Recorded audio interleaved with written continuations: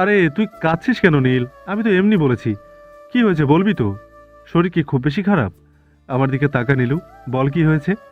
নীলিমা অনেক কষ্টে নিজের কান্না চেপে চোখ মুছে নিলয়ের চোখের দিকে তাকিয়ে ভাঙ্গা গলায় বলল। নিলয়, আসলে আমি প্রেগনেন্ট। খবরটা শুনে নিলয় যেন আকাশ থেকে পড়ল। ও হতভম্ব হয়ে নীলিমার দিকে তাকিয়ে থাকলো। ওর মাথায় তখন কোনো লজিক কাজ করছে না। চরম উত্তেজনায় ও একটা ঐতিহাসিক বোকামি করে বসলো। নীলের বড় বড় চোখ করে হা করে তাকিয়ে থেকে জিজ্ঞেস করলো। তুই প্রেগনেন্ট? কিভাবে, মানে কিভাবে হলি? নিলয়ের এই গাধার মতো প্রশ্ন শুনে নীলিমার কান্নার বেগ মুহূর্তে রাগে পরিণত হলো। ও চোখ পাকিয়ে নিলয়ের দিকে তাকালো। রাগের মাথায় ওর মুখ দিয়ে ঝোড়ো গতিতে কথা বের হতে লাগলো। কি বললে? কিভাবে হলাম মানে? তুই কি বলতে চাস নিলয়? আমি কি পাশের বাড়ির কাকা বা জ্যাঠার সাথে তাস খেলতে খেলতে প্রেগনেন্ট হয়েছি, নাকি কাল রাতে ছাদে দাঁড়িয়ে চাঁদের আলো খেয়েছি বলে এমন হয়েছে? তুই নিজে প্রতিদিন রাতে আমার কাছে আসি, আদরের নামে আমার হাড়গোড় চিবিয়ে দিস, তখন তোর মনে থাকে না যে কিভাবে কি হয়? তুই কি ভাবিস উই পোকা কামড়ালে বাচ্চা হয়, নাকি স্বপ্নে দেখলে বাচ্চা কোলে চলে আসে? নিজের স্ত্রীকে এমন প্রশ্ন করতে তোর লজ্জা লাগলো না? নিলয় এবার নিজের গলার নলি নিজে চেপে ধরতে চাইল।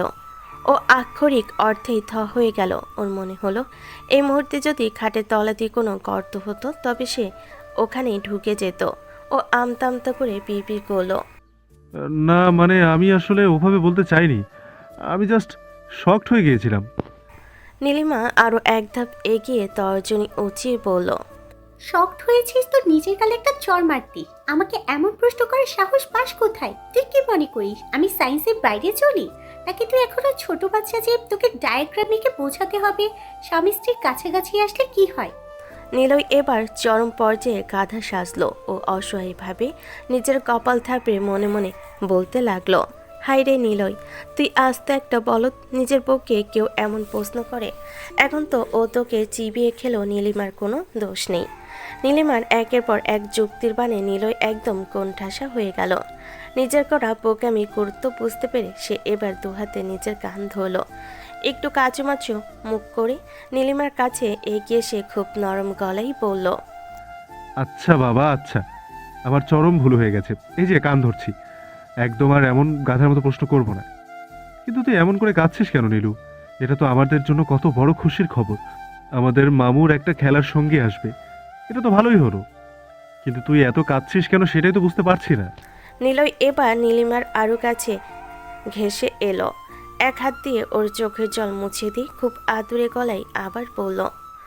আমি জানি আমি মাঝে মাঝে একটু বেশি বোকামি করে ফেলি, কিন্তু তার জন্য তুই এত কষ্ট পাবি জানলে, জানলে কি আর ওসব করতাম? আয় তো এদিকে, আমার কাছে আয়। নিলয় এবার নীলিমাকে আলতো করে নিজের বুকের সাথে জড়িয়ে ধরল। নীলিমা তখনও একটু একটু করে ফোপাচ্ছে, তবে নিলয়ের আদুরে কথাই ওর মনটা অনেকটা শান্ত হয়ে এসেছে। সে নিলয়ের বুকে মাথা রেখে অভিমানী স্বরে বলল। তুমি শুধু নিজের খুশির কথাই ভাবলে নিলয়, কিন্তু ডাক্তার কত কি বলল? নিলয় নীলিমার কপালে এক গভীর চুমু খেয়ে বলল। তুই যা বলবি আমি তাই শুনবো। এখন থেকে তোর কথাই আইন। আমাদের এই ছোট্ট মেহমানটির জন্য আমি সব করতে পারি। বিশ্বাস কর নীল, আমি আজ পৃথিবীর সবচেয়ে সুখী মানুষ। নিলয়ের আদুরে কথার মাঝে নীলিমা হঠাৎ আবার ফুপিয়ে কেঁদে উঠল। নিলয় যখন খুশিতে ওকে আরো জড়িয়ে ধরতে চাইল, নীলিমা ধরা গলায় বলল। না নিলয়, তুমি যেটা খুশির খবর ভাবছো সেটা আমাদের জন্য বড় একটা পরীক্ষা। আসলে আমার একটপিক প্রেগনেন্সি হয়েছে। নিলয় শব্দটি শুনে থমকে গেল। খুশির রেশটা মুহূর্তেই এক অজানা আতঙ্কে রূপ নিল। সে হা হয়ে নীলিমার দিকে তাকিয়ে রইল। এই গুমট অন্ধকারও নীলিমার চোখে জল স্পষ্ট দেখা যাচ্ছে। নিলয় কাঁপা কাঁপা গলায় প্রশ্ন করল। Ectopic pregnancy? আমাদের বাচ্চা ঠিক আছে তো? নীলিমার উত্তর দিতে পারল না, শুধু নিলয় বুকে মুখ লুকিয়ে কাঁদতে লাগলো। নিলয় তখন অন্ধকারে ফোনের স্ক্রিনে হাতটাতে লাগলো এই শব্দের মানে বোঝার জন্য। গুগলের পাতায় যা দেখলো তা পড়ে ওর মাথার ভেতরটা যেন ফাঁকা হয়ে গেল। নিলয় বুঝতে পারল বিজ্ঞানের ভাষায় এটি এক চরম নিষ্ঠুরতা। সাধারণত একটি সুস্থ গর্ভাবস্থায় ভ্রূণ জরায়ুর ভেতর বড় হয়, কিন্তু একটোপিক প্রেগন্যান্সি হলো এমন এক শারীরিক জটিলতা যেখানে ভ্রূণটি জ্বরের ঠিকানায় না পৌঁছে পথ ভুল করে ফেলে। অধিকাংশ ক্ষেত্রে এটি ফ্যালোপিয়ান টিউবে আটকে যায়। ফ্যালোপিয়ান টিউব তো কোনো শিশুকে বড় করার জন্য তৈরি নয়। সেখানে ভ্রূণ বড় হওয়া মানেই হলো যে কোনো মুহূর্তে টিউবটি ফেটে যাওয়া, আর এর ফলাফল এর মানে হলো এই সন্তান কখনোই পৃথিবীর আলো দেখবে না। উল্টো এটি নীলিমার জীবনের জন্য চরম ঝুঁকিপূর্ণ। জ্বরের বাইরে এই ভ্রূণ বেড়ে ওঠার কোনো সুযোগ নেই। চিকিৎসা শাস্ত্রে এর একটিমাত্র পরিণত হলো দ্রুত অস্ত্রোপচার করে ভ্রূণটি সরিয়ে ফেলা, নয়তো অভ্যন্তরীণ রক্তক্ষরণে মায়ের মৃত্যু হতে পারে। পড়া শেষ করে নিলয়ের হাত থেকে ফোনটা বিছানায় পড়ে গেল। ওর চোখে জল টলমল করছে। নিলয় ভাবল এতদিন পাপের ফল এইভাবে পাবেও। কেউ একজন বলে এসেছিল পাপিষ্ঠ পুরুষের কপালে সুখ ক্ষণস্থায়ী, তবে এটা চরম সত্য মনে হচ্ছে। বন্ধুদের সাথে হাসাহাসি করে চরম পাপে ডুবে কোনো মায়ের কোল খালি করেছে, কত অবৈধ কাজ করেছে সকলের অগোচরে, অথচ ওর ঘরের ভেতর সেই পাপের ফল ভোগ করছে নিজের স্ত্রী। নিলয় এবার নীলিমাকে আরও শক্ত করে বুকের মাঝে চেপে ধরল। ওর মনে হচ্ছে ও যদি নীলিমাকে ছেড়ে দেয় তবে এক্ষুনি বুঝি নীলিমা ওর থেকে হারিয়ে যাবে। নিলয় ভেজা গলেই বলল, সরি নীল, আমি কত বড় গাধা। আমি বন্ধুদের নিয়ে ব্যস্ত ছিলাম, অথচ তুই এই মরণ যন্ত্রণা একা একা সহ্য করেছিস। কেন তুই আমাকে আগে বলিসনি কেন? নীলিমা শুধু ফুপিয়ে বলল, তুমি তো বন্ধুদের নিয়ে খুশিতে ছিলে নিলয়। আমি চাইনি আমার এই দুর্ভাগ্যের খবর দিয়ে তোমার আনন্দ মাটি করতে। আজ ডাক্তার যখন বলল আমাদের সন্তানকে বাঁচাতে পারবো না, তখন আমার মনে হচ্ছিল আমি নিজেই মরে যাই। নিলয় নীলিমার কপালে ঠোঁট ছুঁয়ে কসম খেল, না নীল, সন্তান না হয় আবার আসবে, কিন্তু আমি তোকে হারাতে পারবো না। কাল সকালেই আমি সব ব্যবস্থা করব। আমি শুধু তোর পাশে থাকবো। সব পাপ ধুয়ে তপিয়ে এসো। পাপিষ্ঠ পুরুষকে আমি আর নিতে পারছি না। নিলয় চুপ হয়ে গেল। নিজেকে আজ চরম অসহায় পুরুষ মনে হচ্ছে। রুমের ভেতর এসির শব্দটা তখন অনেক বেশি প্রকট মনে হচ্ছে। জানালার বাইরে আকাশের চাঁদটা মেঘে ঢাকা পড়েছে, যেন এই দম্পতির শোকের ছায়া পুরো প্রকৃতিতেও ছড়িয়ে পড়েছে। পুরনো স্মৃতি ধুলো ঝাড়লে মাঝে মধ্যে আকাশের চোখের সামনে একটা ছোট্ট ঘর ভেসে ওঠে। সেই ঘরটা ছিল ওদের দুজনের এক টুকরো জগৎ। বিকেলের মিলান আলো এসে পড়তো ঘরের একটা মাত্র জানালা দিয়ে। সেই ছোট্ট রুমের ভিতর কাঠের পড়ার টেবিলের ওপর পা ঝুলিয়ে বসেছিল 7-8 বছরের এক ছোট্ট মেয়ে, মেহেজাবিন। পরনে তার ফ্রক, মাথায় দুটো ছোট্ট বিনুনি। সে আপন মনে টেবিলের ওপর বসে পা দুলিয়ে দুলিয়ে গান গাইছিল। আর তার ঠিক পাশেই একটা মোড়ায় বসেছিল 17 বছরের এক কিশোর, আকাশ। আকাশের চোখে মুখে তখনকার মতো খুনের নেশা বা রুক্ষতা ছিল না, বরং ছিল এক আকাশ সমান মায়া।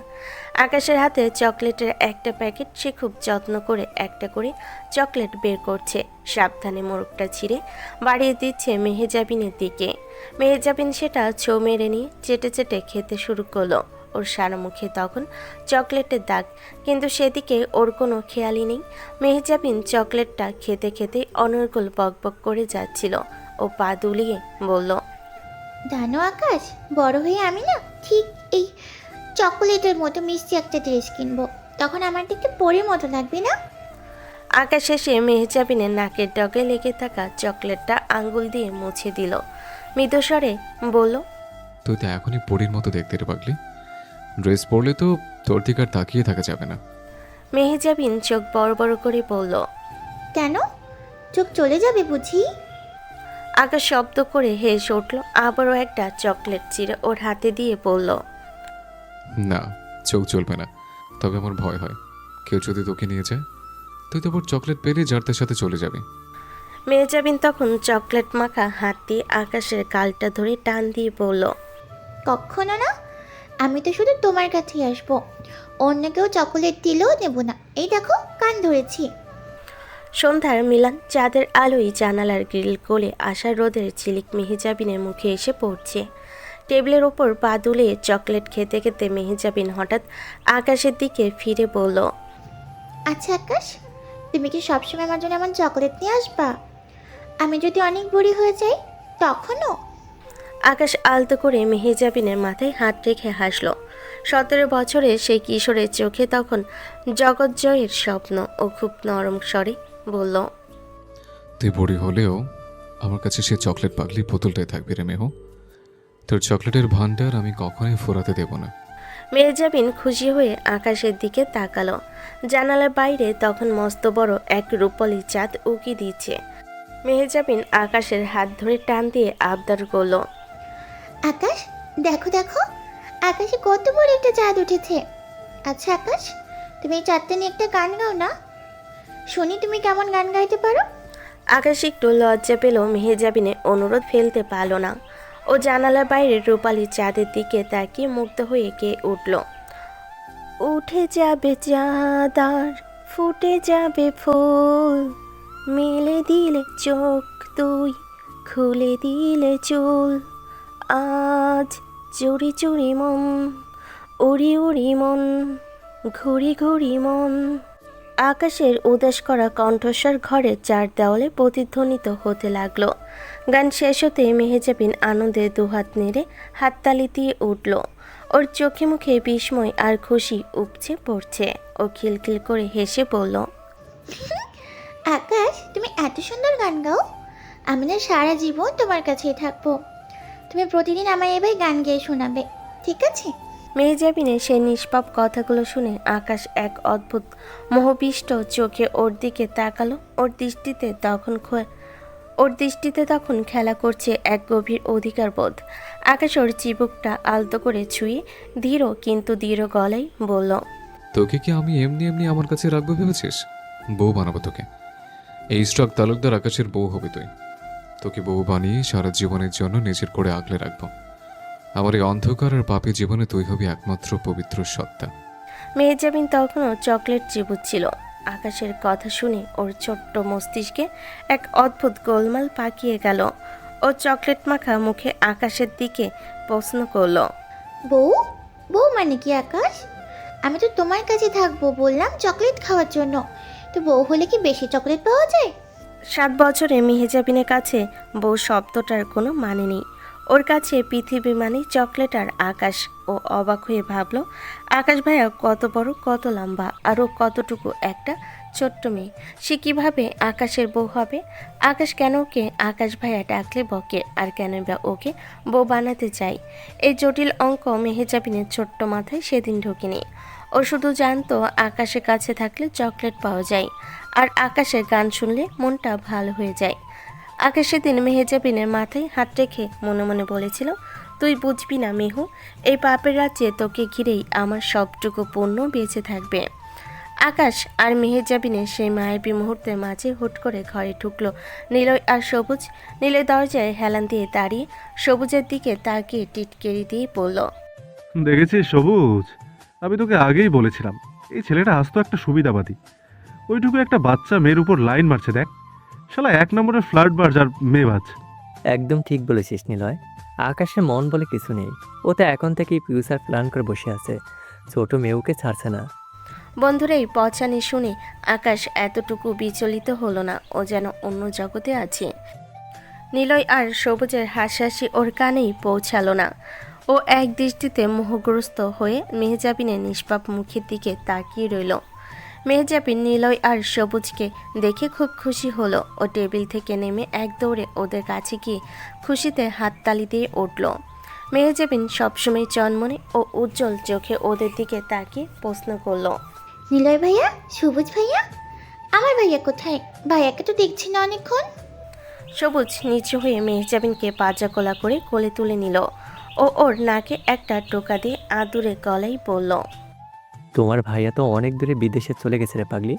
সে সেখানে অনেক পড়াশোনা করবে, অনেক বড় মানুষ হবে, তারপর আবার তোমার কাছে ফিরবে। ভাইয়া বিদেশে চলে গেছে শুনে মেহজাবিনের ছোট্ট মুখটা মুহূর্তে মেঘলা হয়ে গেল। কিছুক্ষণ চুপ থেকে ও মুখটা বেজার করে ফট করে জিজ্ঞেস করলো, বিদেশে গেছে যখন, তখন আমার জন্য কি সেখান থেকে অনেক অনেক চকলেট আনবে? নিলয় ওর গালটা টেনে দিয়ে হাসতে হাসতে বলল, হ্যাঁ রে পাকা বুড়ি, সে তোর জন্য চকলেটের পাহাড় নিয়ে আসবো। খুশি তো এখন? সবুজ তখনও মেহজাবিনকে কোলে নিয়ে আদর করছিল। মেহজাবিন সবুজের গাল ধরে টানছে আর হাসছে। দৃশ্যটা খুব সুন্দর হলো। আকাশের ভেতরে যেন অগ্নিকাণ্ড শুরু হয়ে গেল। মেহজাবিনকে অন্য কেউ স্পর্শ করছে, হোক সে সবুজের মতো কলিজার বন্ধু। এটাও আকাশ সহ্য করতে পারছে না। আকাশ হঠাৎ কোনো কথা না বলে বাঘের মতো ক্ষিপ্ত দেয়। সবুজের কাছ থেকে মেহজাবিনকে ছো মেরে নিজের কোলে নিয়ে নিল। মেহজাবিন কিছুটা হকচকিয়ে গেল। আকাশের চওড়া বুকের আশ্রয়ে গিয়ে আবারও খিলখিল করে হেসে উঠল। নিলয় আর সবুজ তো এই দৃশ্য দেখে তারপরেই শুরু হলো দুজনের তুমুল হাসি। নিলয় হাসতে হাসতে আকাশে পিঠ চাপড়ে বলল, দেখেছিস সবুজ, কি লেভেলের জেলাসি! এখন থেকে এই অবস্থা। মেয়েটাকে কেউ কোলে নিলেও সহ্য হচ্ছে না ওনার। আরে ভাই, তুই তো আস্তে একটা পজিটিভ লাভার। এখন থেকে এই পাহাদারি দিলে বিয়ের পর তো আমাদের মেয়ের সাথে কথা বলো ভ্যান করে দিবি মনে হচ্ছে। আকাশ মেহজাবিনকে নিজের বাহুবন্ধনে শক্ত করে ধরে রেখে শুধু নিলিপ্ত এক চিলতে হাসি দিল। ওর চোখে তখন অন্যরকম এক তৃপ্তি, যেন সে নিজের হারানো কোনো মহামূল্যবান সম্পদ ফিরে পেয়েছে। সে বন্ধুদের টিটকারি গায়ে না মেখে মেহজাবিনের কানে ফিসফিস করে বলল, তুই শুধু আমার, বুঝলি? পুরনো স্মৃতি সেই চকলেট মাখা সুতোটা হুট করে ছিঁড়ে গেল। ঘরের দরজায় কারো ছায়া পড়তে আকাশ ঝট করে বাস্তবে ফিরে এলো। চোখের পলকে সেই 17 বছরের প্রেমিক কিশোরটা উধাও হয়ে গিয়ে সেখানে ফিরে এলো বর্তমানে পাথর হৃদয় ইশরাক তালুকদার আকাশ। আকাশ পেছন ফিরে দেখল, দরজায় মাথা নিচু করে দাঁড়িয়ে আছে জ্যোৎস্না। আকাশ কোনো বাড়তি রিয়াকশন দিল না। সে নির্বিকার মুখে আলমারি থেকে নিজের কিছু প্রয়োজনীয় জিনিস আর অস্ত্র ব্যাগে গোছাতে গোছাতে শীতল গলায় বলল, কি সমস্যা? এখানে কেন? জ্যোৎস্না অপরাধীর মতো মুখ করে পা ঘষতে ঘষতে ঘরের ভেতরে এলো। তারপর হঠাৎ করে আকাশ খুব কাছে এসে দাঁড়িয়ে ধরা গলায় বলতে শুরু করলো, আকাশ, আমি জানি তুমি আমায় দু চোখে দেখতে পারো না, কিন্তু আমি কি করব বলো? ছোটবেলা থেকে শুধু তোমাকেই নিয়ে স্বপ্ন দেখে এসেছি। সোনামা বলল তোমার নাকি বউ আছে, কিন্তু তাকে তো কোনোদিন দেখলাম না। মা নিজেও তো জানে না সে কোথায়। আর বউ থাকলেও আমার কোনো সমস্যা নেই আকাশ। আমি তোমার দ্বিতীয় হতেও রাজি, তোমার পায়ের কাছে পড়ে থাকতেও রাজি। দয়া করে আমায় এইভাবে ফিরিয়ে দিও না, আমি তোমাকে ছাড়া মরে যাব। জ্যোৎস্নার এই নির্লজ্জ আর আদিক্ষেতা মাখা কথাগুলো শুনে যে কোনো আত্মসম্মানবোধ সম্পূর্ণ মানুষের গা রিরি করে উঠবে। সে যেভাবে অন্যের সংসারে ভাগ বসাতে চাইছে, কিন্তু আকাশের মনে ওর কথাগুলো কোনো হেলদোল দেখা গেল না। বরং আকাশ ব্যাগটা চেন দিয়ে আটকে সোজা হয়ে দাঁড়ালো। ওর চোখে মুখে কোনো রাগ নেই, বরং এক অদ্ভুত অবজ্ঞা। সে জ্যোৎস্নার চোখের দিকে সরাসরি তাকিয়ে একদম নির্লিপ্ত গলায় বলল, শোন, তোকে একটা কথা পরিষ্কার করে বলি। আমি আমার নিজের বউকে ভালোবাসি না। আমার মন, আমার প্রাণ, আমার প্রতিটা নিঃশ্বাসে অন্য একজনের বসবাস, যার জন্য আমি নিজের বৈধ বউকে পর্যন্ত ভালোবাসতে পারিনি। সেখানে তুই তো আমাদের মাঝখানে চতুর্থ ব্যক্তি হয়ে আসিস, তৃতীয় ব্যক্তিও নয়। আকাশের ওই চতুর্থ ব্যক্তির লজিক শুনে জ্যোৎস্না যেন পাথরের মতো জমে গেল। আকাশ ওর দিকে আর না তাকিয়ে ব্যাগটা কাঁধে নিয়ে পাশ কাটিয়ে বেরিয়ে যাওয়ার সময় শেষবারের মতো বলে গেল, আমার জীবনে একটা পবিত্র সত্তা ছিল, আছে আর থাকবে। সেখানে তোর মতো নোংরা আবর্জনার কোনো জায়গা কোনো জন্মই হবে না। রাস্তা ছাড়। জ্যোৎস্না অপমানে আর রাগে ঘরটার মাঝখানে একা দাঁড়িয়ে রইল। ওর মনে মনে তখন প্রতিশোধের আগুন জ্বলছে। সে বিড়বিড় করে বলল, এত অহংকার তোমার! দেখে নেব ওই পবিত্র সত্তাটা কে। রাত তখন 12টা। সারা বাড়ি নিঝুম হয়ে গেল। সবুজের ঘরে তখন এক অদ্ভুত অস্থিরতা। সবুজের সামনে দুটো ফোন, একটা ফোনে অনবরত কেউ কল করে যাচ্ছে। স্ক্রিনটা বারবার জ্বলে উঠছে, কিন্তু সবুজ সেটা রিসিভ না করে তুচ্ছ তাচ্ছিল্যের সাথে কেটে দিচ্ছে। অন্য ফোনটা দিয়ে সে কাউকে কল করার চেষ্টা করছে, কিন্তু ওপাশ থেকে কেউ রিসিভ করছে না। সবুজ এবার ধৈর্য হারিয়ে ফেল। দাঁত দিয়ে নখ কাটতে কাটতে সে অস্পষ্ট স্বরে কাউকে অশ্রাব্য ভাষায় গালাগালি করতে লাগলো। ওর চোখের কোণ দিয়ে যেন আগুন ঝরছে। সোনালি এতক্ষণ বিছানায় শুয়ে সবুজের এই অস্বাভাবিক আচরণ লক্ষ্য করছিল। সবুজের এমন রুক্ষ রূপ সে আগে কখনো দেখেনি। সোনালি বিরক্ত হয়ে উঠে বসলো, একটু কড়া গলায় বলল, কি সমস্যা তোমার সবুজ? রাত 12টা বাজে, অথচ তুমি এভাবে ফোনের উপর যুদ্ধ করছো কেন? কার সাথে এত গালাগালি করছো? সবুজ অন্য দিনের মতো নরম সুরে উত্তর দিল না। সে মাথা ঘুরে সোনালির দিকে তাকিয়ে রক্তচক্ষু নিয়ে বলল, চুপচাপ শুয়ে থাকবে, বেশি বকবক করিস না তো, বিরক্ত লাগছে। লাইট অফ করে ঘুমা, আমার কাজ আছে। বেশি ঝামেলা করলে আমি এখনই বাইরে চলে যাব। সোনালি আকাশ থেকে পড়ল। সবুজের মুখে তুই সম্বোধন আর এমন কর্কশ মেজাজ দেখে ওর মাথায় রক্ত চড়ে গেল। সে রেগে গিয়ে বলল, আজব তো, তোমার হয়েছে কি? আমার সাথে এভাবে কথা বলার সাহস কে দিল তোমাকে? সবুজ এবার সাপটে ঘুরে দাঁড়ালো। ওর ভেতরের পঞ্জীভূত রাগ যেন আগ্নেয়গিরির মতো ফেটে পড়ল। সে কুৎসিত একটা হাসি দিয়ে বলল, কেন? নিজের বউকে কথা বলতে আবার সাহসী কি প্রয়োজন? আমি কি তোর বাপের কাছ থেকে লাইসেন্স নিয়ে আসবো যে তোকে কখন তুই বলবো আর কখন তুমি? স্বামী হই তোর, হুকুম চালানোর চেষ্টা করিস না। সোনালি শিউরে উঠল, কাপা গলায় বলল, শোনো সবুজ, কথায় কথায় আমার বাবাকে তুলবে না। তোমার সমস্যা কি সেটা বলো। সবুজ এবার সোনালির খুব কাছে এগিয়ে এলো। ওর চোখে তখন মায়ের লেশমাত্র নেই। সে সোনালির হৃদয় তীরের মতো বিঁধে যাওয়া কিছু কথা ছুড়ে দিল। তোর বাপকে তুলবো না মানে? তোর বাপের টাকা আর অহংকারের গরম আমায় দেখাবি না। তোকে বিয়ে করে আমি কোনো উদ্ধার করিনি সোনালি। মাঝে মাঝে মনে হয় তোর মতো একটা জেদি আর অহংকারী মেয়ের বদলে কোনো সাধারণ মেয়েকে বিয়ে করলে জীবনে শান্তি পেতাম। তুই তো শুধু নিতে জানিস, দিতে জানিস না। তোকে ভালোবাসা আমার জীবনের সবচেয়ে বড় ভুল ছিল। কথাগুলো বলে সবুজ তার ফোন দুটো ছো মেরে টেবিল থেকে তুলে নিল। সোনালির চোখের দিকে একবারও না তাকিয়ে ঝড়ে বেগে রুম থেকে বেরিয়ে গেল। সোনালি পাথরের মতো বসে রইল। যে মানুষটা এক মুহূর্ত ওকে না দেখলে পাগল হয়ে যেত, সে আজ ওকে এতবার একটা কথা বলে গেল, তোকে ভালোবাসা আমার জীবনের সবচেয়ে বড় ভুল।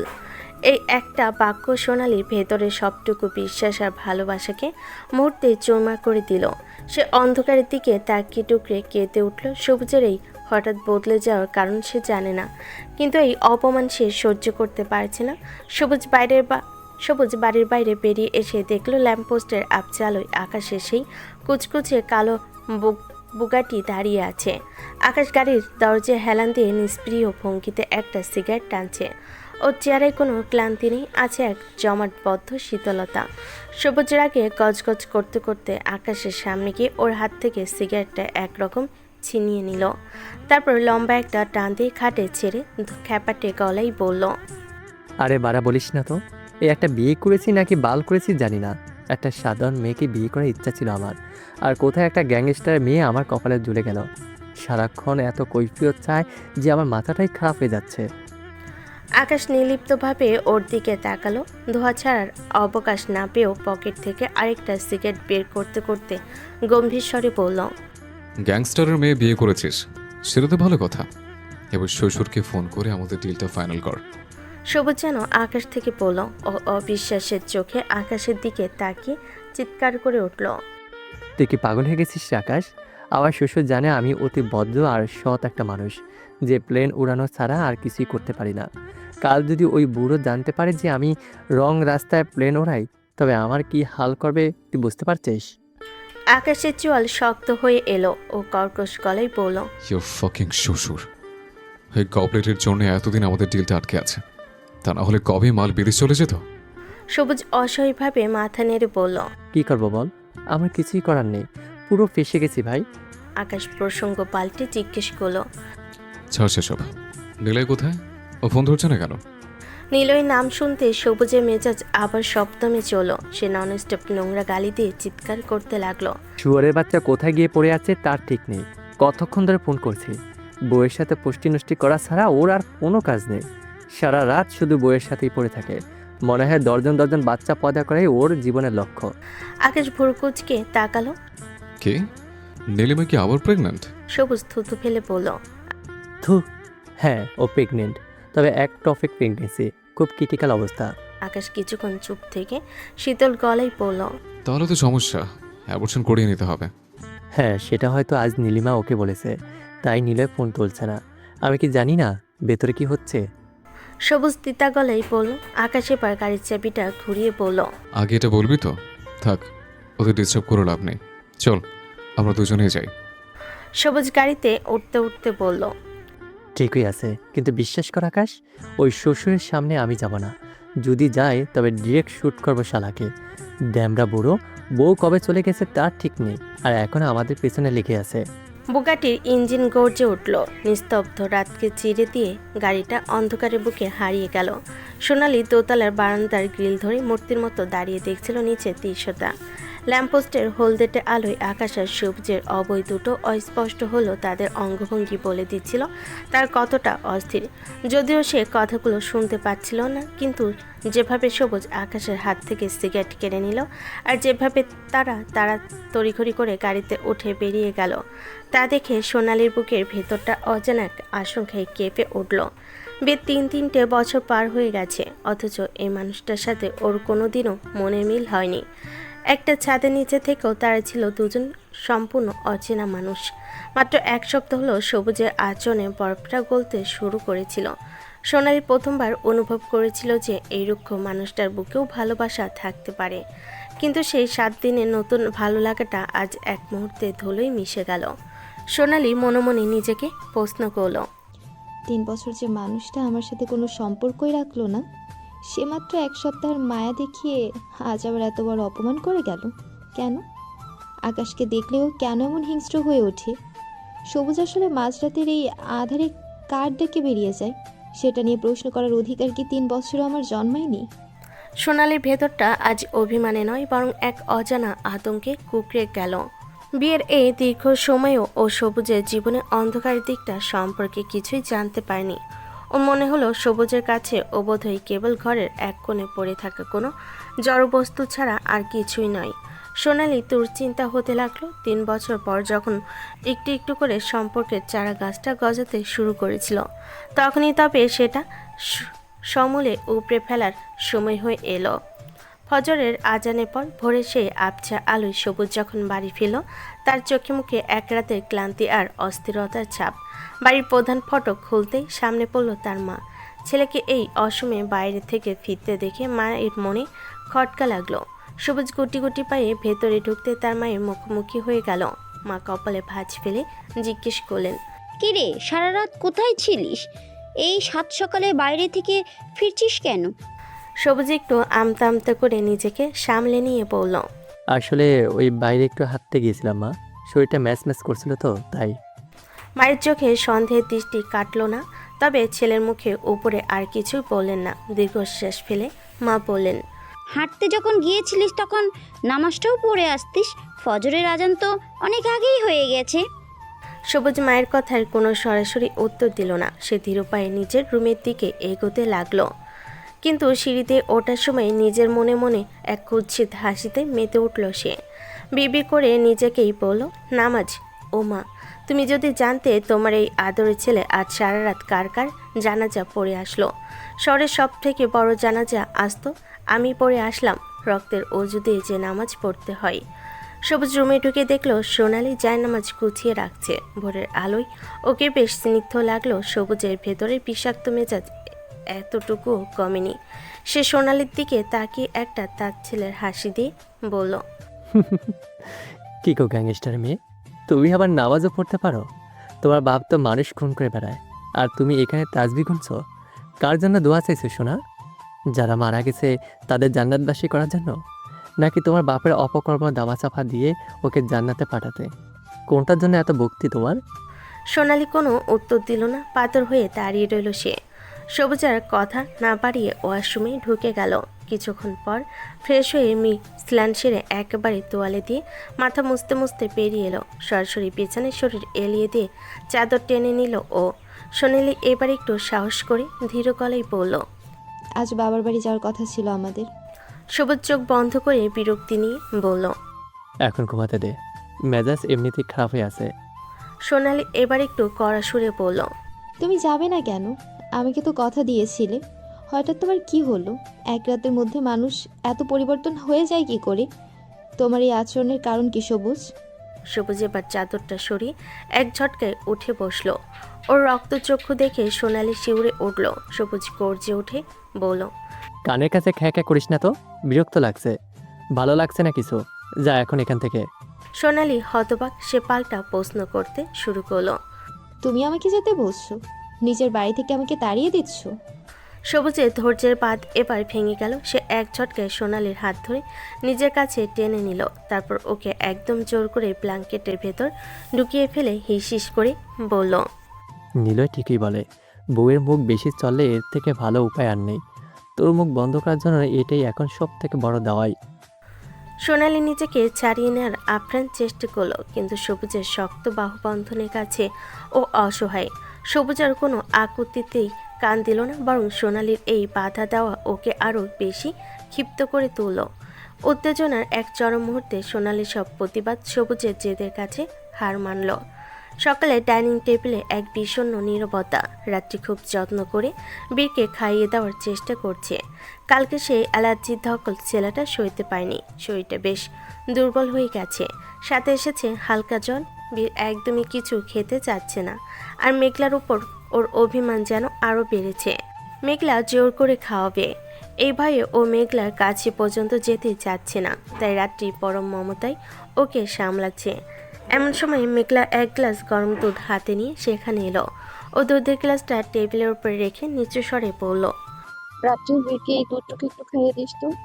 রাত্রি মেঘলার দিকে একবার তাকালো ও বীরকে এক লোকমা খাইয়ে দিয়ে মেঘলাকে বলল, দিচ্ছি তো, তুই একটু বস তো এখানে, তোর সাথে আমার একটু কথা আছে।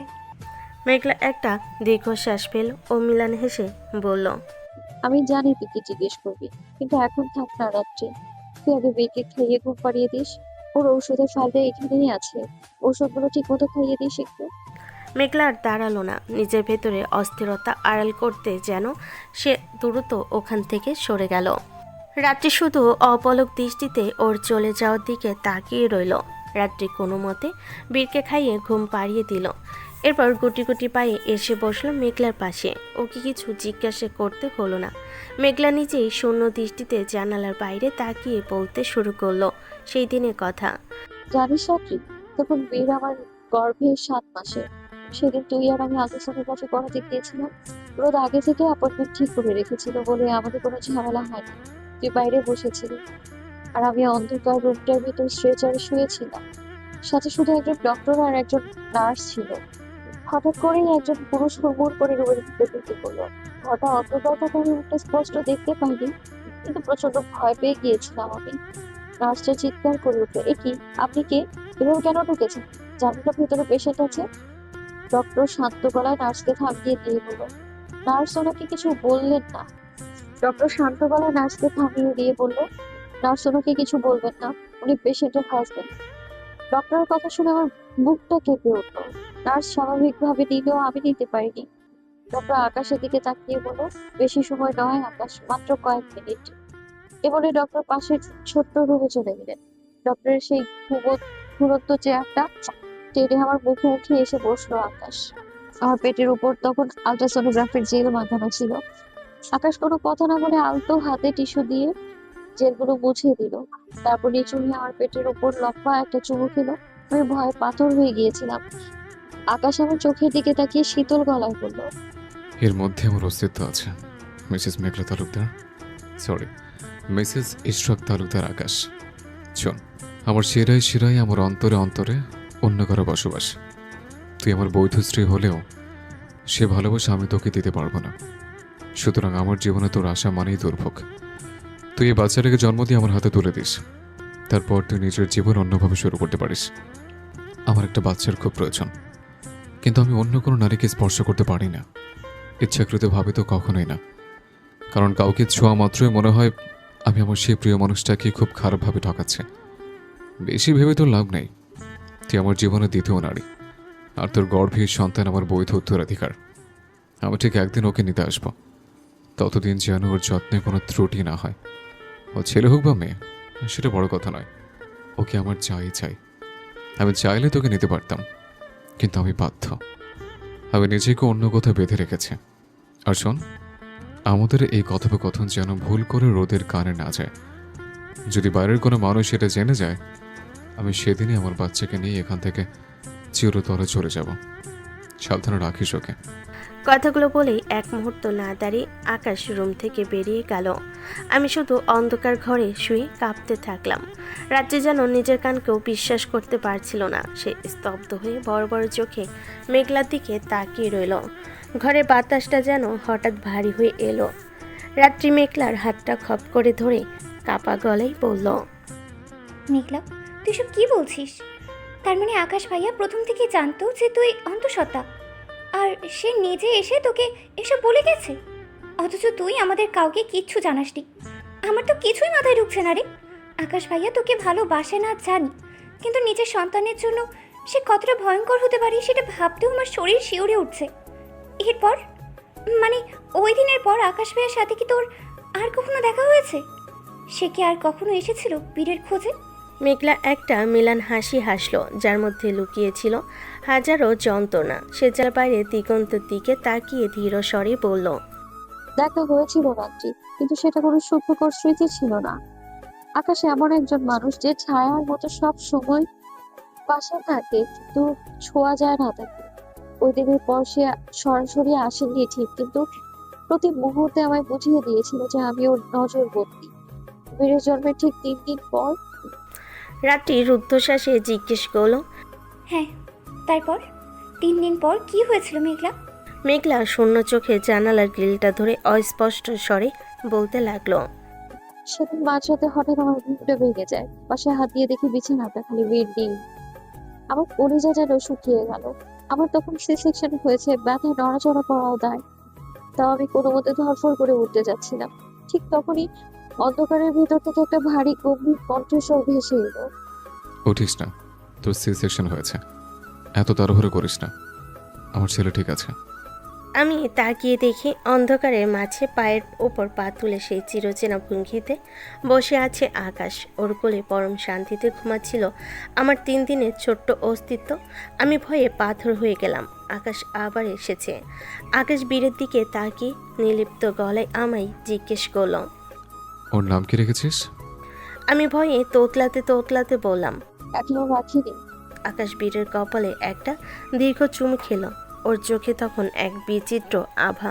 ও বলল, গুড, আজ থেকে ওর নাম হলো ইশরাক তালুকদার বীর। ওই ইশরাক তালুকদার আকাশের অস্তিত্ব। আকাশ বীরকে কোলের মধ্যে আগলিয়ে ধরে তার কপালে নাক ঘষল। ভোরে প্রথম আলোর মতো এক চিলতে হাসি তার ঠোঁটে ফুটে উঠল, যা সচরাচর কেউ দেখে না। সে বীরের ছোট্ট তুলতুলে হাতটা নিজের তর্জনী ছুঁয়ে মেঘলার দিকে না থেকে খুব নরম স্বরে বলতে লাগলো, জানিস, এই শহরটা বড় নোংরা। এখানে প্রতিটা ধুলাকোনায় পাপ আর ষড়যন্ত্র মিশে আছে। আমি চাইনি আমার এই অভিশপ্ত ছায়া ওর উপর পড়ুক, কিন্তু কি করব বল? ও যে আমার অন্ধকার জীবনের একমাত্র জোনাকি। ওর নাম আজ থেকে ইশরাক তালুকদার বীর। ও যেন নামের মতোই বীর হয়, তার বাবার মতো হার মেরে যেন অন্ধকারের দাস না হয়। আমি হয়তো পৃথিবীর শ্রেষ্ঠ মানুষ নই, হয়তো তোকে দেওয়ার মতো কোনো সুখ আমার নেই, কিন্তু আমার ছেলে, ও আমার সবটুকু শূন্যতার উত্তর। ও আমার কাছে কোনো রক্ত মাংসের পিণ্ড নয়, ও হলো আমার হারিয়ে যাওয়া পবিত্রতা। ওকে দেখলে মনে হয় আল্লাহ বোধহয় আজও আমার পুরোপুরি ত্যাগ করেননি। ওর গায়ে যেন এক ফোঁটা আঁচ না লাগে, কারণ ওর প্রতিটি নিঃশ্বাসের সাথে আমার টিকে থাকার লড়াই জড়িয়ে আছে। বীরের মা। আকাশের ওই মায়াবী আর আর্দ্র কণ্ঠস্বর শুনে মেঘলাও এক মুহূর্তের জন্য ভুলে গেল যে এই লোকটাই তার উপর সব থেকে বেশি অবিচার করেছে। বাবার এই আকুলতা দেখে পাষাণ হৃদয়ের মানুষেরও চোখ ভিজে উঠবে। আকাশ বীরকে আমার পাশে সযত্নে শুয়ে দিয়ে বলল, খাওয়ানো ওকে, ও একটু বড় হলে আমি ওকে নিয়ে যাব। মনে রাখিস, ওর যেন কোনো অযত্ন না হয়। আর অনিচ্ছা সত্ত্বেও তোকে একটা ধন্যবাদ দিচ্ছে, পৃথিবীর শ্রেষ্ঠ সুখ আমাকে উপহার দেওয়ার জন্য। প্রতি মাসে তোদের দুজনের খরচের টাকা আমি তোদের অ্যাকাউন্টে পাঠিয়ে দেব। ওর স্কুলের জন্য আমি কিডস প্যারাডাইস কিন্ডারগার্টেন স্কুলে আলাদা কিডস কর্নার দেব, যাতে ও রাজিয়ার মতো থাকে। আকাশ চলে যাওয়ার জন্য পা বাড়িয়েছিল, কিন্তু দরজার কাছে গিয়ে ও আবার ফিরে এলো। আমার খুব কাছে এসে দাঁড়ালো। ওর তপ্ত নিঃশ্বাস আমি টের পাচ্ছিলাম। ও ফিসফিস করে বলল, তোর ছোঁয়া আমার জন্য কেন তো সুখকর আমি জানি না মেঘলা। মস্তিষ্ক থেকে তোকে প্রতি মুহূর্তে রিজেক্ট করলেও আমার এই শরীরটা কেন যেন শুধু তোকেই চায়। বলে ও রাতের অন্ধকারের সাথে মিশে গেল। মেঘলার কথা শেষ হতে রাত্রি ওর খাতটা খপ করে ধরল। রাত্রির চোখ দিয়ে তখন জল গড়িয়ে পড়ছে। সে আত্মনাদ করে বলল, মেঘলা, আকাশ ভাইয়া কি মানুষ নাকি কোনো জানোয়ার? তোকে একদিকে সেই স্ত্রী হিসেবে স্বীকার করতেই চায় না, অথচ বীরের জন্য তার এত মোহ। আর শেষে ও তোকে ওসব কি বলে গেল? তার মানে সে তোকে ভালো না বাসলেও তোর প্রতি তার এক আদিম আকর্ষণ কাজ করে। তুই এতদিন এসব একা কিভাবে সহ্য করলি মেঘলা? কেন আমাদের কিচ্ছু জানাসনি? মেঘলা রাত্রি কাঁধে মাথা রেখে টুকরে কেঁদে উঠল। সে জানতো আকাশের পরেই এই পজিটিভনেস বীরের জন্য আশীর্বাদ নয়, বরং এক ভয়াবহ অভিশাপ হয়ে দাঁড়াবে। সকাল তখন 8টা। জানালার পর্দা চিরে রোদের এক ফালি ঝিলিক এসে পড়েছে ঘরের মেঝেতে। বাইরে পাখির কিচিমিচির আর সাধারণ মানুষের কর্মব্যস্ত জীবনের শব্দ শোনা যাচ্ছে, অথচ এই চার দেওয়ালের ভেতরটা যেন এক থমথমে মৃত্যুপরী। বিছানায় সবুজ তখন মরার মতো অঘরে ঘুমাচ্ছে। রাতে সেই উন্মোদনা আর ক্লান্তির রেশ তার চোখে মুখে, কিন্তু সোনালির চোখে এক ফোঁটাও ঘুম নেই। সে বিধ্বস্ত শরীরে ড্রেসিং টেবিলের সামনে এসে দাঁড়ালো। আনে প্রতিচ্ছবিতে নিজের গলার দিকে তাকাতে তার সিদ্ধারাতে একটা হিমশীতল স্রোত বয়ে গেল। সবুজে নখের কালশিটে দাগগুলো সেখানে স্পষ্ট হয়ে উঠেছে, যেন কোনো হিংস্র পশুর থাবার চিহ্ন, সাথে তো কামড়ের দাগ আছে। সোনালি ব্যথায় কুকড়ে যাচ্ছিল, কিন্তু তার চেয়েও বেশি কষ্ট হচ্ছিল এটা ভেবে যে এটা কি সেই সবুজ যে কয়েক ঘন্টা আগেও তাকে ভালোবাসি বলে জড়িয়ে ধরেছিল। ঠিক তখনই সবুজের বালিশের পাশে রাখা মৃদু শব্দে ফোনটা কেঁপে উঠল। হোয়াটসঅ্যাপে মেসেজ আসার টোন। সোনালি প্রথমে ভয়ে হাত বাড়াতে চায়নি, কিন্তু বুকের ভেতর এক অজানা আশঙ্কা তাকে তাড়িত করল। কাপা কাপা হাতে সে ফোনটা তুলে নিল। লক খোলা ছিল। চ্যাট বক্সটা খুলতে সোনালির চোখের মনি স্থির হয়ে গেল। একটা অপরিচিত নাম্বার থেকে মেসেজ এসেছে। কাজ শেষ বস, লাশ সরিয়ে দেওয়া হয়েছে, টাকা পেয়ে গেছি। মেসেজটার ঠিক নিচেই কয়েকটা ছবি লোড হতে শুরু করলো। সকালের উজ্জ্বল আলোতেও সেই ছবিগুলো সোনালির কাছে ঘোর অন্ধকারের মতো মনে হলো। প্রথম ছবিটা দেখা মাত্রই সোনালির পায়ের নিচ থেকে মাটি সরে গেল। চিৎকার করতে চেয়েও তার গলা দিয়ে কোনো শব্দ বেরোলো না।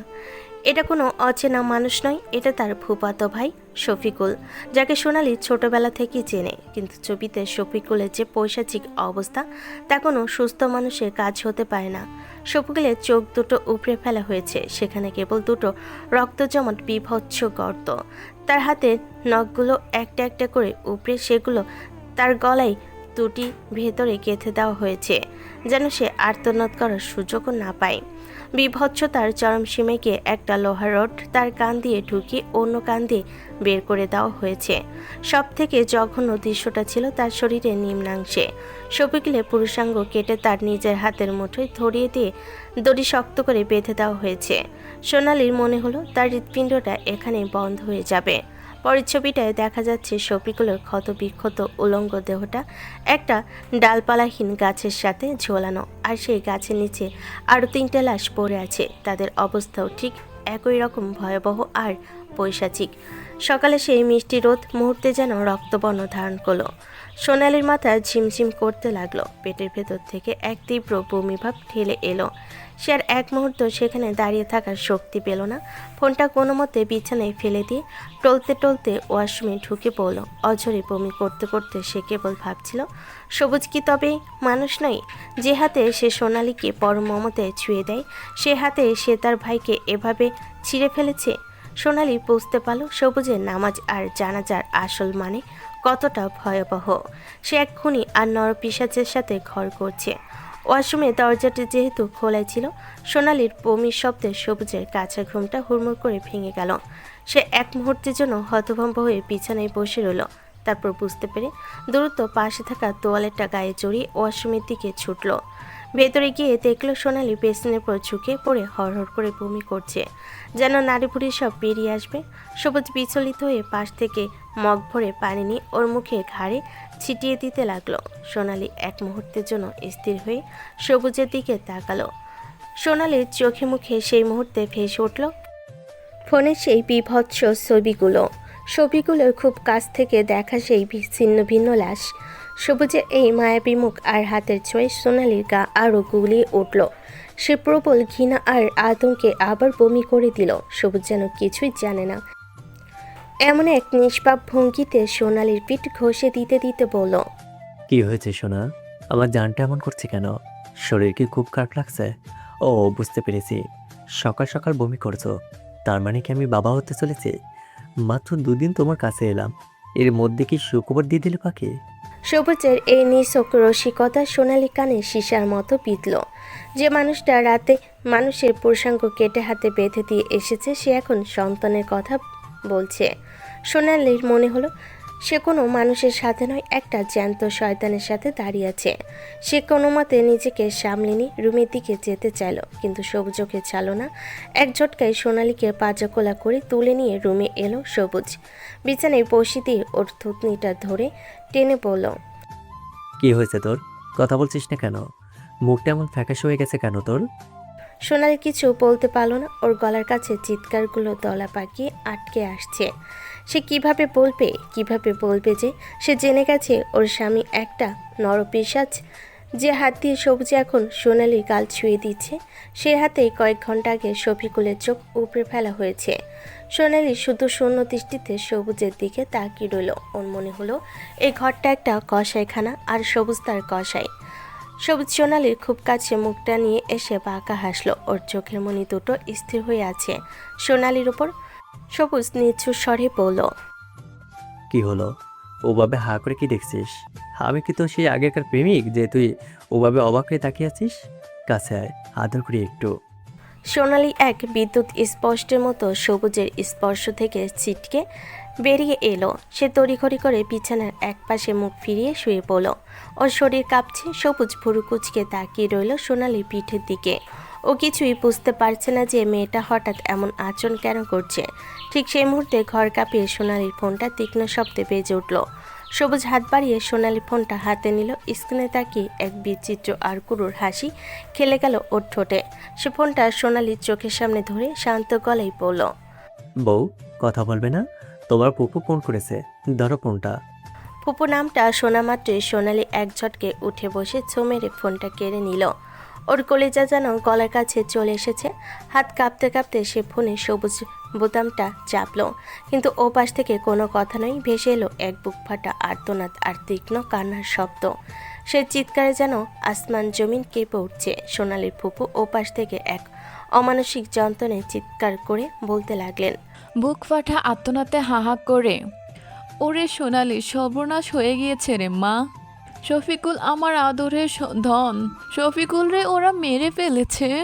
জ্যান্ত মানুষটারে ওরা কি জঘন্যভাবে কাটছে। চোখ নাই, ওর হাত পা সব ছিঁড়ে ফেলেছে। ওরে খোদা গো, তুমি কোন বিচারের আমার সোনার ছেলেটার পুরুষত্ব কেটে ওর হাতে ধরিয়ে রেখেছে। আমার শফিকুলের ওই দশা দেখার আগে কেন আমার মরণ হলো না? আমার পোলারে ওরা গাছে ঝুলিয়ে রাখছে, কষায় কোরের মতো বাবা। ফুপু সেই মাহারা পাখির মতো হাহাকার আর বিভৎস বর্ণনা শুনে সোনালির কান ঝিমঝিম করতে লাগলো। ফোনের ওপাশ থেকে আসা প্রতিটা শব্দ যেন সোনালির বুকে তপ্ত সীসার মতো বিচ্ছে। একটা মায়ের এমন বুক ফাটা আর্তনাদ আর সন্তানের এই মর্মান্তিক পরিণতি শুনে যে কোনো পাষাণ হৃদয়ের মানুষেরও চোখ ফেটে জল আসবে। সোনালি ফোনটা হাতে নিয়ে পাথর হয়ে বসে রইল। ওর ঠিক সামনে বসে আছে সেই খুনি, সেই নরপিশাচ সবুজ। অথচ সবুজ তখন খুব নিস্পৃহভাবে সোনালির চোখের পানি মুছে দেওয়ার নাটক করে অস্পষ্ট স্বরে বলল, আহারে, কি করুণ মৃত্যু, তাই না সোনালি?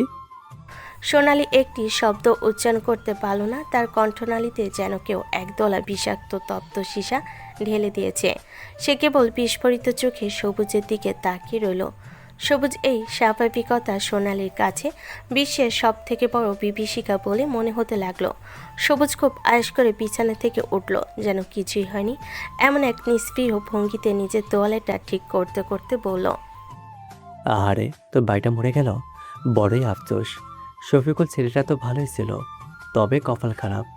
যাই হোক, তুই ওভাবে পাথর মতো বসে না থাকে, হাত পা চালা, কাপড় গুছিয়ে নে, তোকে তোর বাপের বাড়ি দিয়ে আসি।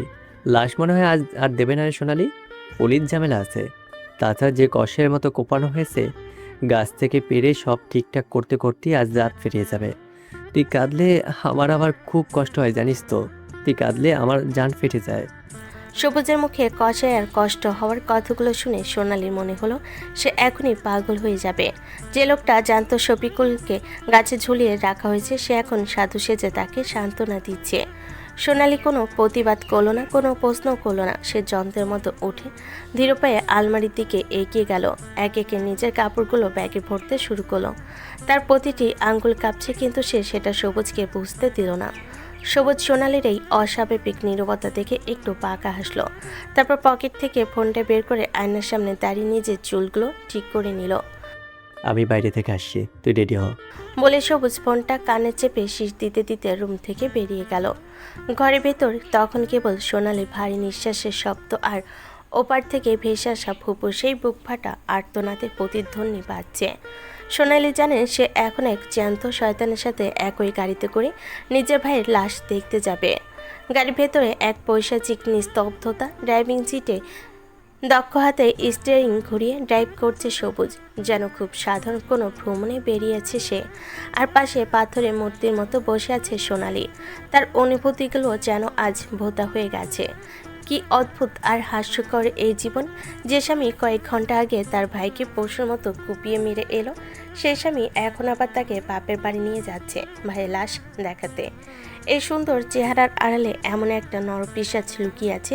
সোনালি তা আগে কেন বুঝতে পারল না? সেদিন নীলিমা ঠিকই বলেছিল এদের তিনজনের ভেতরে একটা জানোয়ার আছে, কিন্তু আজ সোনালির মনে হচ্ছে জানোয়ার তো তাও মায়া দয়া থাকে, সবুজের মধ্যে সেটুকুরও পালায় নেই। নীলিমার কথাগুলো সেদিন বুঝতে পারেনি সোনালি, কিন্তু আজ প্রতিটা শব্দ তার হাড়ের ভেতর তপ্ত সীসার মতো পিচ্ছে। হঠাৎ সবুজের ফোনটা বেজে উঠল। ফোনটা গাড়ির ড্যাশবোর্ডের সঙ্গে ব্লুটুথ কানেক্ট করা, তাই লাউড স্পিকারে সব শোনা যাচ্ছে। সবুজ ফোনটা রিসিভ করতে ওপাশ থেকে নিলয়ের কণ্ঠ ভেসে এলো। কিরে সবুজ, কোথায় তুই? রাতে কতবার ফোন করেছিস? আমি তো তোকে বললাম সমস্যা আছে। কি কাজ হয়েছে তো? খবর দেখলাম তো, তোরা দুজন মিলে তো বেশ ভালোই দিয়েছিস। আমার তো প্রয়োজনই হয়নি। যাক, বেস্ট অফ লাক। তোদের জন্য আমার পক্ষ থেকে এক রাতের বিয়ার পার্টি অফার রইল। সবুজ খুব সাবধানে নীলিমার দিকে এক পলক তাকিয়ে বাঁকা হেসে বলল। পরে ফোন করছি নিলয়। কিন্তু নিলয় থামার পাত্র নয়, সে উত্তেজনায় বলে চলো। আরে শোন, আমি হসপিটালে যাচ্ছি নীলিমার চেক আপের জন্য। আর শোন, ভালোই হয়েছে যে দুনিয়া থেকে এক একটা শয়তান বিদেয় হলো। ওই মেশিন নেই তো ওদের যত জোর ছিল।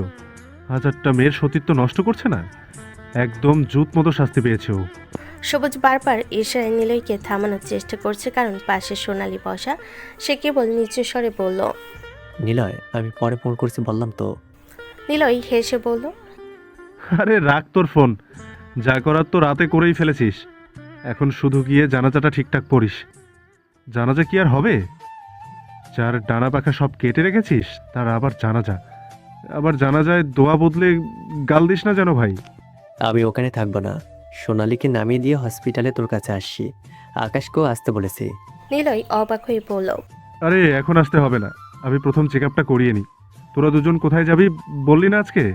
কাজ শেষ করতে করতে তো বড় হয়ে গিয়েছিল রে, তাই আকাশ আসবে না, ও বোধহয় ঘুমাচ্ছে। রাখছি এখন, পরে কথা হবে। ফোনটা কেটে যাওয়ার পর গাড়ির ভেতর আবার সেই অসহ্য নীরবতা। সোনালি পাথরের মতো বসে কথাগুলো শুনছিল। নিলয় কি বলে সব? শফিকুল পাপী ছিল, সে মেয়েদের জীবন নষ্ট করত, তাই কি সবুজ তাকে এভাবে মেরেছে? শফিকুল যদি পাপী হয় তবে সবুজ আর নিলয় এরা কারা? এরা কি বিচারক?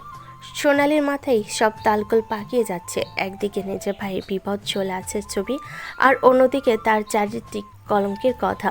সবুজের মতো একজন খুনি এখন তার ভাইয়ের জানাজা নিয়ে যাচ্ছে। এই নিষ্ঠুর প্রহসন সহ্য করার ক্ষমতা সোনালি নেই, কিন্তু সবুজের পাশে বসে থাকতে তার একটা প্রশ্ন করার সাহসও আর খুঁজে পাচ্ছে না। বিছানায় উপর হয়ে শুয়ে বালিশে মুখ গুজে গভীর ঘুমে আচ্ছন্ন আকাশ। গত রাতের ক্লান্তি আর অস্থিরতার পাশ কাটিয়ে সবেমাত্র একটু ঘুমের ঘরে তলিয়ে গিয়েছিল সে। ঠিক তখনই দরজায় বিকট শব্দে ধাক্কা পড়তে শুরু করলো। কেউ একজন যেন হাতুড়ি পিটাচ্ছে দরজার ওপাশে। আকাশ বিরক্তিতে দাঁত কিমির করে বালিশের তলা থেকে চিৎকার করে উঠল, কোন কুত্তার বাচ্চা আমার দরজার সাথে যুদ্ধ করছিস রে? মরাটা জায়গা পাচ্ছিস না? বাইরে থেকে রোদের ভীত সন্ত্রস্ত গলার আওয়াজ ভেসে এলো। ভাইয়া আমি রোদ, গালি দিও না। নিচে বড় আব্বা তোমাকে ডাকছেন, এখনই নিচে দিতে বলেছেন। উনি ভীষণ রেগে আছেন ভাইয়া, তাড়াতাড়ি এসো। আকাশ বালিশটা ছুঁড়ে ফেলে দিয়ে তপ্ত নিঃশ্বাস ছেড়ে গজগজ করতে লাগলো। অত নিচে যাওয়ার সময় নেই আমার, প্রচুর মাথা ধরেছে। তুই যা এখান থেকে, একদম বিরক্ত করবি না। পারিস তো এক কাপ কফি পাঠিয়ে দিস, যা এখন। নিচে জসিম তালুকদার ড্রয়িং রুমে পায়চারি করছিলেন। আকাশের এমন বেপরোয়া আচরণ আর দেরি দেখে তার ধৈর্যের বাঁধ ভেঙে গেল। তিনি নিজেই কটকট করে সিঁড়ি বেয়ে আকাশের রুমের সামনে এসে দাঁড়ালেন। বর্জ্যকণ্ঠে ডাক দিলেন, আকাশ, তুমি কি ভালোই ভালোই নিজে বাইরে আসবে, নাকি আমি দরজা ভেঙে ভিতরে যাব? বাবার গম্ভীর গলা শুনো আকাশের ভেতরে কোনো বিকার দেখা দিল না। সে বিছানায় শুয়ে থেকে অবহেলার সুরে জবাব দিল, দেখো আব্বা, দরজা ওভাবে ফালতু থাকা থেকে করো না। না তোমার ভেতর আসার পারমিশন আছে, আর না আমার এখন বাইরে যাওয়ার মুড আছে। মাথাটা প্রচণ্ড ধরেছে, তাই খামোকে বকবক করে হাঙ্গামা করো না। আমি একটু পরে ফ্রেশ হয়ে নিজে আসছি। জসিম তালুকদার দরজার ওপারে স্তব্ধ হয়ে দাঁড়িয়ে রইলেন। নিজের ছেলের মুখে এমন অদ্ভুত কথা শুনে তার জল শক্ত হয়ে এলো। আকাশ যে দিন দিন তার হাতের বাইরে চলে যাচ্ছে সেটা আজ তিনি হাড়ে হাড়ে টের পাচ্ছেন। জসিম তালুকদার ওপার থেকে রাগে কাঁপতে কাঁপতে দাঁত চিপে গর্জে উঠলেন, হারামির বাচ্চা, কাল রাতে কাকে মেরে মোড়ের মাথায় ওই পাতাহীন গাছে ঝুলিয়ে রেখে এসেছিস জানিস? পুরো শহর তোলপাড় হয়ে যাচ্ছে। আকাশ এবার বিছানা থেকে আড়মোড়া ভেঙে উঠল। চোখে মুখে কোনো ভয় নেই, কোনো এক অদ্ভুত খামখেয়ালের ভাব। সে খুব শান্ত গলায় দরজার ওপার থেকেই জবাব দিল, আরে আব্বা, সামনে একটা প্যাপিলন মরলে কি আর ওভাবে ঝুলিয়ে রাখতাম? মরে শুধু গ্যাংস্টার সৈকত এহসানের একমাত্র ভাগ্নে ওরফে ওর ডান হাত শফিকুলকে। লোকটা বড্ড বেশি ডানামেল ছিল, তাই ডানা দুটো একটু ছেড়ে দিলাম আর কি। ছেলের এমন নির্বিকার স্বীকারোক্তি শুনে জসিম তালুকদারের মাথায় রক্ত চড়ে গেল। তিনি চিৎকার করে উঠলেন, শুয়োরে বাচ্চা, তুই জানিস সৈকত কাল থেকে আমাকে ফোন করে জ্বালিয়ে মারছে। আমি ওকে কি জবাব দেব এখন? আমি তো বলেছি তুই আলেকজেন্ডিয়া থেকে ফিরোসনি। তোর এই জঘন্য স্বভাবের জন্যই তো ওকে জেল থেকে ছাড়িয়ে জোর করে বিদেশে পাঠিয়েছিলাম। ভেবেছিলাম ফিরে এসে ভালো হবি, কিন্তু তুই তো ফিরে এসে আবার সেই একই কারবার শুরু করলি। তুই কি চাস আমার মান সম্মান ধুলোয় মিশিয়ে শহরের কাছে আমাকে বদনাম করতে? আকাশ এবার আর শুয়ে থাকলো না। সে মুচকিয়ে হাসতে হাসতে গিয়ে ধীরে সুস্থে দরজা খুলো। দরজার সামনে দাঁড়িয়ে থাকা বাবার লাল হয়ে যাওয়া মুখটা দেখে সে বিন্দুমাত্র বিচলিত হলো না। উল্টো বাবার কাঁধে হাত দিয়ে হালকা একটা চাপ দিয়ে বলল, আরে আব্বা, সকাল সকালে কেন ব্লাড প্রেশার বাড়াচ্ছ? সৈকত ফোন করেছে? ভালো তো। ওকে বলবে পরের বার ওর ভাগনার বদলে ওর জন্য গাছের ডাল খারে রাখবো। আর তুমি যে বললে বদনাম হবে, আর জসিম তালুকদারের ছেলের নামে বদনাম না থাকলে কি আর মানায়? লোকে বলবে কি, বাপ বাঘ আর ছেলে বিড়াল। তোমার ইচ্ছে তো আমি বাঁচিয়ে রাখছি আব্বা, একটু স্মার্টলি ভাবো। আকাশে এমন বেপরোয়া রসিকতা শুনে জসিম তালুকদার রাগের পারদ যেন থার্মোমিটার ফেটে বেরিয়ে যাওয়ার দশা। ওদিকে পাশে দাঁড়িয়ে থাকা রোদ আকাশের কথা শুনে আর নিজের হাসি চেপে রাখতে পারল না। সে মুখ চেপে কুটি কুটি হয়ে হাসতে লাগলো। জসিম তালুকদার যখন রাগে অগ্নিশর্মা হয়ে আকাশের দিকে তেড়ে যেতে চাইলেন, আকাশ তখন রোদকে উদ্দেশ্য করে চোখ টিপে বলল, রোদ, আব্বাকে এক কাপ করা চা দে তো। চিনিটা একটু বেশি দিস, রাগ কমবে। আর আমার কফিটা কিন্তু ভুলিস না। আকাশের এই ড্যাম কেয়ার ভাব দেখে জসিম তালুকদার শুধু বিড়বিড় করে বলতে লাগলেন, তোর কপালে অনেক শনি আছে আকাশ, অনেক শনি আছে। জসিম তালুকদার যখন রাগে বিড়বিড় করছিলেন, আকাশ তখন সোফার হাতলে হেলান দিয়ে এক অদ্ভুত শীতল হাসি হাসল। সে বাবার দিকে তাকিয়ে খুব স্বাভাবিক গলায় বলল, আরে আব্বা, খামোখা আমার উপর চটপট করছো কেন? আমি কি একা মেরেছি নাকি? তোমার এই প্রিয় সৈকত এহসানের একমাত্র আদরের জামাই মিস্টার সবুজ আহমেদও কিন্তু সাথে ছিল। মেইন কাজ তো ওই করেছে। সবুজের নাম শুনে জসিম তালুকদার থমকে গেলেন। তার চোখ দুটো বিস্ময়ে কপালে উঠল। তিনি অস্পষ্ট স্বরে বললেন, সবুজ সৈকতের জামাই? আকাশ এবার একটা হাই তুলে বলল, হ্যাঁ আব্বা, আমি তো শুধু ওই হারামের বাচ্চা শফিকুলকে জঙ্গল থেকে তুলে নিয়ে গেছিলাম। বাকি যে নৃশংসভাবে ওকে শেষ করা হয়েছে ওটা সবুজের কাজ। ওই মাদার ফাঁকা নাকি সবুজের বউয়ের দিকে কোন নজর দিয়েছিল। সবুজের শ্বশুর তার মেয়ে জামাকে নিমন্ত্রণ করেছিল, কিন্তু এই শহরের বাচ্চা শফিকুল ওখানে ছিল বলে সবুজ বউ নিয়ে শ্বশুর বাড়িতে যেতে পারছিল না। তাই গত রাতে ওর খেল খতম করে বাড়িতে গিয়ে বউকে একটু আদর টাদর করে সকালে একদম ফ্রেশ হয়ে বউকে নিয়ে শ্বশুর বাড়ি রওনা দিয়েছে।